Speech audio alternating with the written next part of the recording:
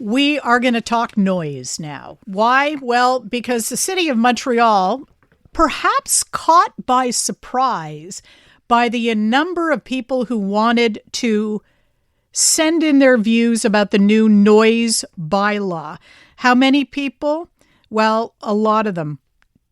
Over 13,000 people provided feedback in an online consultation on the City of Montreal's new bylaw regarding noise in the nightlife industry. And we've been talking about this for a couple of years now because venues have been saying that the rules have been too strict. They are losing the ability to stay afloat. A lot of them feel that they're being harassed by neighbors who constantly call in to the city with noise complaints, but in districts where you would expect nightlife noise. Here to tell us more about the latest is an event producer and a spokesperson for Montreal 2424, Max Honigmann. Thanks for joining us on CJAD 800. Thank you so much for having me. Tell us first about Montreal 2424. What type of a group is that? Yeah, so we're an advocacy group. A lot of us have backgrounds in nightlife, and our mission is to make nightlife in Montreal basically better, more dynamic, more sustainable for the years to come. Were you surprised by the 13,000 people who wanted to provide feedback on the new noise bylaw?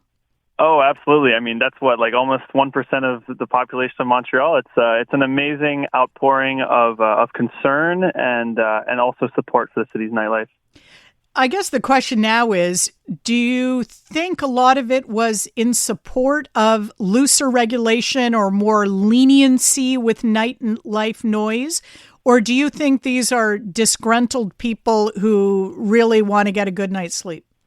Yeah, I mean, time will tell for sure, but I have the impression that a lot of people, a lot of Montrealers are concerned about the future of nightlife. I don't think anyone's asking for the ability to make as much noise as you want anywhere you want, but I do think that people are anxious about the state of nightlife and live music venues, with places like Blue Dog recently shutting down partly due to noise complaints. I mean, a lot of the venues that have been closing are on Saint-Laurent, as you mentioned, like major nightlife districts. So if you can't, make a bit of noise in these areas, like where is safe?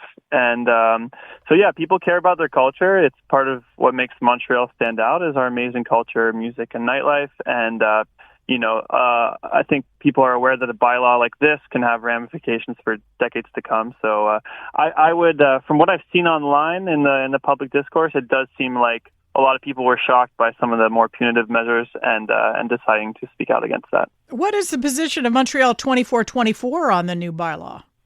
Yeah, I mean, I could go on for hours, but in a nutshell, I would say first to take a more kind of supportive role rather than jacking up first-time noise complaints to $10,000. That just seems kind of unnecessarily cruel for a small venue. That could mean the end of them if they get one of those. Second, we would love to see protections for long-standing venues against, the complaints coming from new neighbors. Like, as someone who's moving in next to a venue, I think you should be prepared to tolerate a certain amount of noise and work with the venue rather than against them. And finally, we would love to see the protections. A lot of the kind of noise limits that are established in the bylaw only apply to venues that have a salle de spectacle or concert hall license. We would love to see those noise limits, first of all, made a bit more flexible, and second of all, applied to other nightlife establishments as well. Like, we can think of bars or artist studios or things like that, which are just as legitimate nightlife spaces as concert halls. Do you think the city of Montreal is inclined to listen? Yeah, I mean, I'm definitely feeling optimistic about that. I think, first of all, it's impossible to ignore thousands of voices like that. I think everyone was a bit floored by the public interest. But we've already seen some very reassuring public statements from some of our officials. So Erika Adneus, who tabled the update, said that they were going to take a new look at the law and the bylaw, and that their goal was to protect culture. Marie Plourde as well, a counselor from Plateau, was saying she agreed that the fines were simply just too high in the new bylaw. So we're seeing some very reassuring messaging from the city that they're open, they're listening, and they want to get this right. So we're definitely hopeful.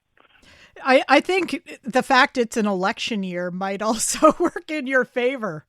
Absolutely, yeah. I mean, the timing is fortunate in that regard, but also, the other it's kind of a perfect storm with that, and just the fact that we have seen so many venues close recently. I think it's something that's really on people's minds right now. So, now you might be right about that because it seems we hear one a month these days, one a month going out of business because of various problems, including noise complaints. Max, thank you very much for your time.